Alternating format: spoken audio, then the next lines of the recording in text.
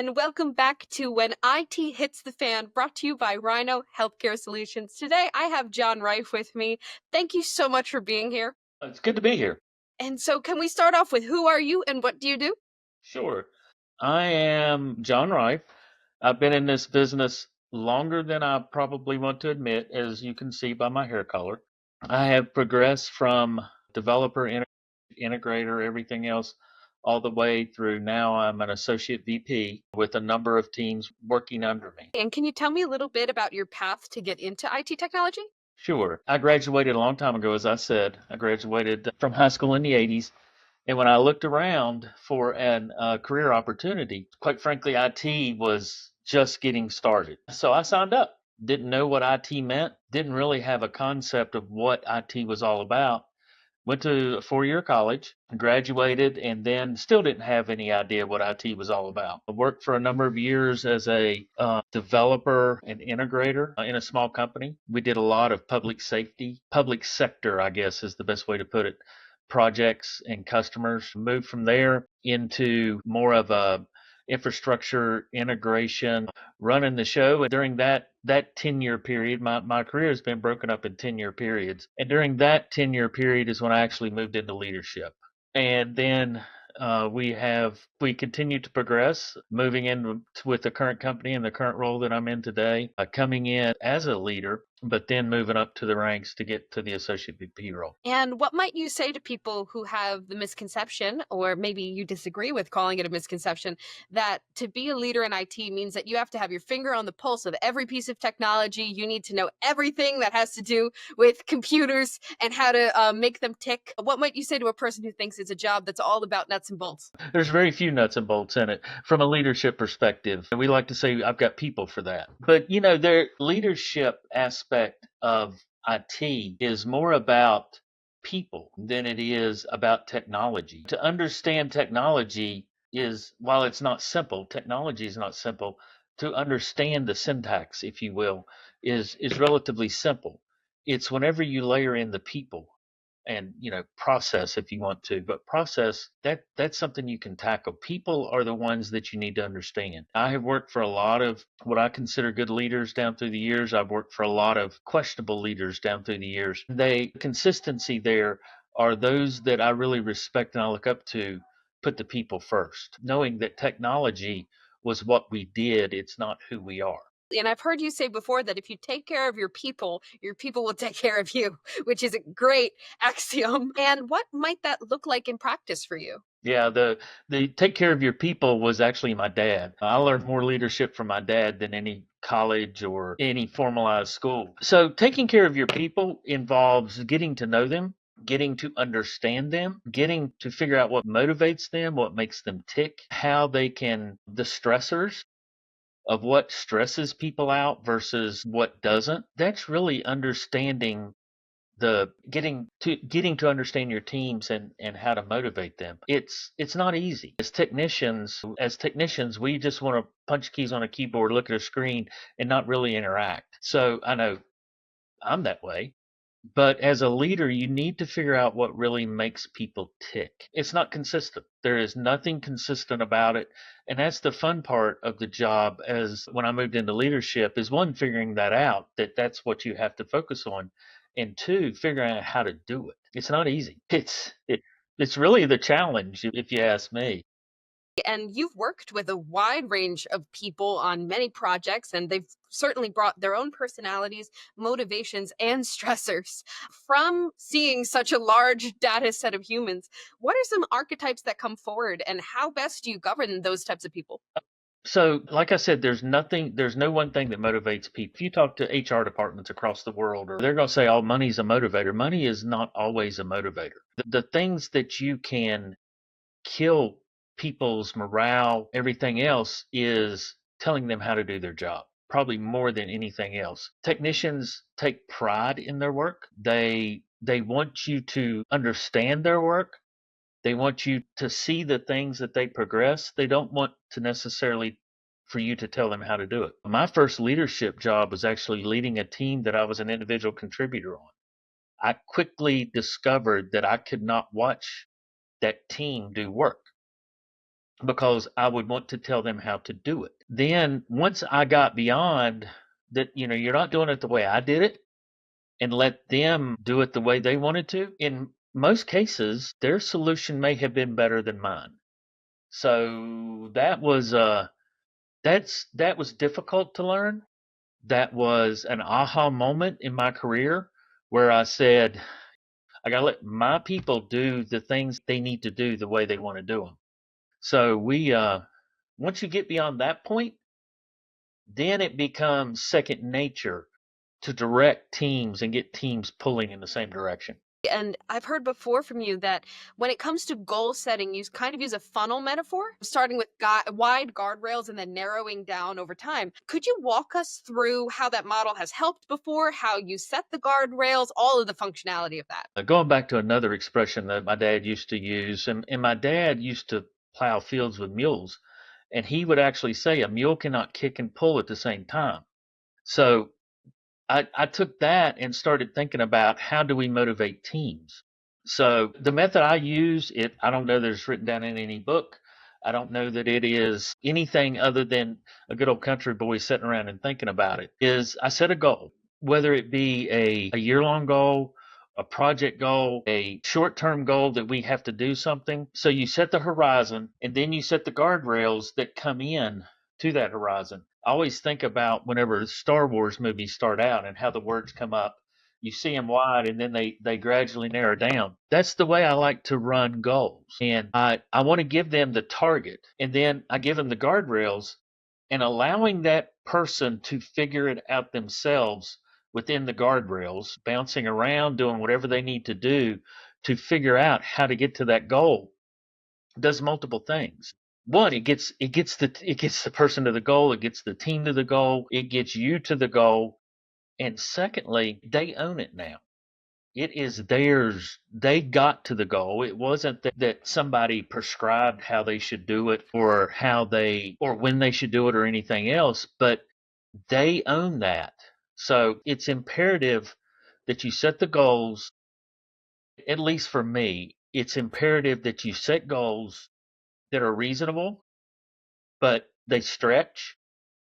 And then you tell the right and left boundary of where you can bounce to. And I've had people that have come up to me and saying, "Am I still inside the guardrails?" And the answer is yes or no. If it's yes, then you're off and running again. If it's no, then you have to help that person get back on track because they wandered off somewhere. People can wander off or get hung up on a technical challenge or get hung up on a process challenge. And most of the time, the thing that they're hung up with doesn't move them to the goal. It's that they're hung up. They've moved outside the guardrails. So that works for me. I don't know. I don't know how effective, if you ask my team members, I am at it, but that appears to work for me. And when it comes to making sure that people are still in their guardrails, you've said that repetition and metrics can absolutely shift a culture of a place. Being able to measure things and having people be able to expect what's coming. Do you have a recent data-driven example of data-driven focus that has helped your team around a long-standing problem? What I found out early in my career is I can change the behavior of a team by merely focus. So it's repetition. It is deriving the metrics package that that makes sense to people. It's setting those metric targets that are realistic. So I have been able to change direction by that focus. Recently, I've had teams that were responsible for vulnerability management for years, and we struggled to get it going, but we kept focusing on the metric of where we were. We even changed the metric to make it more relevant, and then we made it real for people to understand. And by the sheer repetition of saying this is important, let's look at the metrics, let's look at the metrics, we started seeing improvement that eventually snowballed. So if you want to know how to move that team back into guardrails, or to motivate those individuals, is you don't have to order them. If you go back to what I said earlier, they don't want to be micromanaged. They don't want to be told how to do it. You got to set that goal, And then you have to put the metrics in place to track toward the goal. And then what you focus on is important. I coached soccer for years, never played it, but I coached it. And in biddy soccer, everybody is gathered around the ball. So what you have to do is you have to move the ball. If you focus on things, then everybody gathers around it and you solve the problem. Biddy soccer. If you move it over here to somewhere else and you focus on it, they all gather around it. They're motivated to solve it. Now you have to go back to the first place every now and then and just make sure that we haven't lost ground there. But as you focus on things that are important, your team focuses on those things that are important. And then as they mesh together and the team understands it, then you start the train really rolling down the tracks. And going back to one of the first questions, as well as the example of coaching biddy soccer without really playing soccer, something you've said is that you've hit your stride as a technical leader when you can lead a team through a project that you yourself can't sit and Yeah. solve. Yeah. Can you tell me more about what it means to lead a team through technical details that are perhaps beyond your hands? I've always felt that that is the mark of a true leader, a true technical leader, is that whenever you are leading things that you have no concepts about. So, what does it take to do that? I think first and foremost, it takes trust. You've got to have trust in the individuals that you have empowered, which is another big part of this. But you empower individuals to take responsibility, accountability for something. And then you have to trust. From a technical perspective, you have to know enough to call BS. Not everything that you read on the internet, not everything that someone tells you is necessarily true. But as a leader, you have to know what does it sound right? I know my teams down through the years have told me to that it doesn't feel right. Or I say to my teams, it doesn't feel right. That is me admitting that I don't know the technical details of what somebody is doing, but I know enough about technology that it doesn't feel right. So if you dig in um, to it, or you have the individuals dig into it, 9 times out of 10, they come back and go, you're right. Not that that makes me feel better. It's that I was able to help the team move along and not wander outside that guardrail too long, that we were able to get them back in. So it's difficult to lead on technologies that you have no concept about. But if you focus on the people, then you can do it. It takes trust in your people. You have to know who can you ask a question with words that don't make sense, and they can get it and they can help you along the path. And speaking of the whole path, you've led through both the fixing the sins of yesterday portion of a project, as well as the envisioning a new future phase. How do those eras feel different? How might leadership differ in those two spaces, dealing with the past and dealing with the future? So it's very interesting because they are vastly different. Whenever you're fixing the sins of the past, believe it or not, it's a little easier. The hardest challenge there is understanding the sins of the past so that you can build the roadmap to move it forward. There's always gotchas there that, well, we've done it this way for the last 15 years. We're going to continue to do it that way, even though there's a better way to do it. So once you lay out the path and you get the individuals involved and motivated to do it, then it becomes much easier to do that. The hard part is whenever you're trying to move a team forward. You've hit a baseline and now you're trying to move them forward. That becomes the difficult part because you're going into unknown areas. The team may not be comfortable, the individuals may not be comfortable, and you have to charge ahead and map out a strategy that you need to follow whenever there's nothing there. Since of the past, it's relatively easy to know where you need to be and how to map that out. Going forward, it's more difficult. From a motivation perspective, people are usually motivated to fix the sins of the past. more so than moving forward. Human nature tells us we're comfortable where we are. We don't like change. But whenever you're trying to get to a baseline or the sins of the past, people don't necessarily realize it's change. They're thinking, this is the way it should be, so I need to get to the point where I'm comfortable. It's whenever you're moving teams or individuals into the unknown that becomes challenging. And quite frankly, that's where the motivation dies because it's harder. What I have found works in that is that everybody has to own the solution. Regardless of your position in the organization, you got to be part of the solution and you have to understand and believe that that's where you need to go. That's particularly with large teams. And now going into a more industry-wide view, something I hear again and again from healthcare IT leaders is facing cost pressure, especially right now. Vendors are increasing their prices all across the board, and the enterprise itself is stuck in the middle. How are you navigating the squeeze? So, first of all, it is a real thing. How do you navigate the squeeze? You don't. You can't navigate it.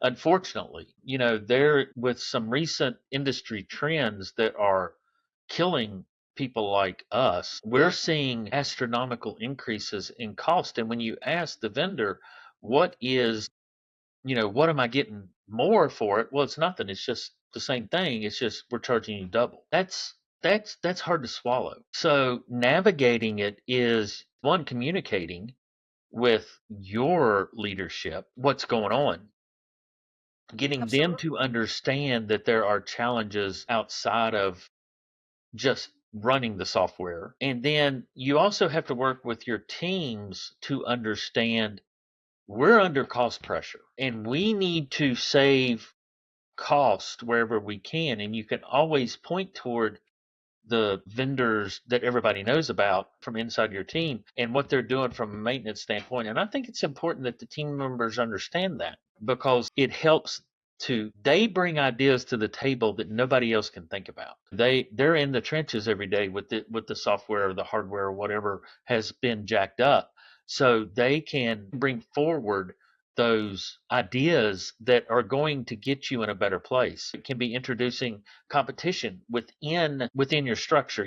I hate having duplicative software, two softwares that do the same thing, but I think that we're going to have to see more and more of that in order to get the vendors to understand that that there's competition. Yeah, there's other options. Yeah, there's other options. I have other options in house I can go to. So how bad do you want this? So, um, that's where the teams come in. The really smart people that you're supporting on your teams, they're the ones that come through and say, "Hey, we could do this," and a lot of times that's a great idea. And if there was another healthcare IT leader who was maybe navigating years of technical neglect, the debt left behind of perhaps not modernizing as fast as one could, what would you maybe advise to help them remediate that issue? Figure out what needs to be done, prioritize it, build a plan, and execute. I mean, everything is a project plan.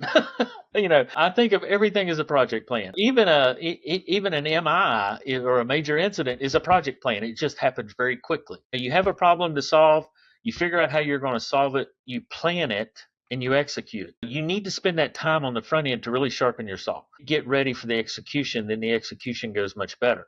But get your hands around what needs to be done and then work with the really smart people that you're supporting to figure out how you're going to do it, build that plan, and make sure that that the priorities are set, and then execute. And execution goes so much easier whenever you have a full picture and you don't have to sit and figure out while you're executing, why did you stumble? Oh, well, this other thing needed to be done.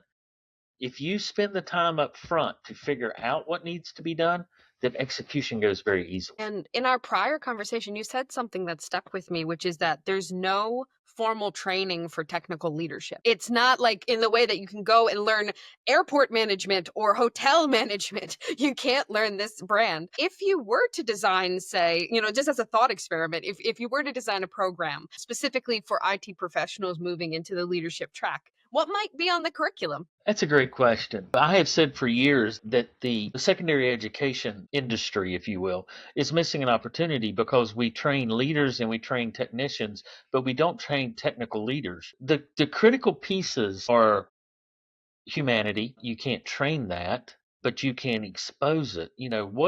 What works from a management perspective for people who are technical in nature. Second of all, you have to be open minded. You've got to figure out what works for you, what works for your teams, and then analyze that and make it happen. And the last thing that is really probably the easier part is have a breadth of technical knowledge, not depth, but just you have to work on the art of the possible. What is possible from a technical perspective? And don't be afraid to say what doesn't feel right. A lot of times, whenever you have the breadth, there's something over here in this technology stack that nobody over here knows about, but you can feel that's going to bump the road. So there's a focus on management. It's a focus on communication, which with technicians is very difficult at times. But it's a focus on management communications with a breadth of knowledge around technology. What works, what doesn't work type. And so far, thank you for all the expertise you've shared. And this is the point in the show where I get to ask my favorite question, which is that if you had a magic bottle and you could put a piece of advice in it from today to send back to the beginning of your career, maybe some hard-won wisdom that might have saved you from some bumps and bruises along the road, what might you tell yourself at the beginning of your career? Honestly, it's probably have fun because early in my career, I always felt like I was under pressure. And that was whenever I was an individual contributor, developer, everything else. I felt like everything was well, I was under pressure to deliver. When I became a leader, I was under pressure to learn how to lead, and then once I got fairly good at that, I was under pressure from outside to to lead. Don't forget the fun factor. We don't all have to be serious, and we don't all have to be driven at all times. So it's kind of cliche, I think, to say that, but as I look back at my career, where I was most effective, I was having the most fun. Was that because I was having fun? I liked the situation I was in. I liked the job or the task I was doing. Or was it that I was more effective by having fun? I think back to some of the most intense moments in my career, be it a major incident or the huge projects that are winding up. I consciously wanted to keep it light because it was a pressure cooker. And if they saw me as a leader having fun and being okay with what was going on, they were more apt to do it. I really love that answer. And the final question is, as we end our episode, and again, I'm always so grateful for your time, your expertise, your mentorship. The very last question is, if the people at home want to contact you, where might they find you? LinkedIn always works, or through Rhino. Yeah. I'm sure you all will get me the message. So, Absolutely. We know where you are and we know how to deliver it. But yes, this has been another episode of When IT Hits the Fan, brought to you by Rhino Healthcare Solutions. You have been John Rife. I have been Christian Patillo, and I want to thank everyone at home for watching. We'll be back next week with another episode. Thank you.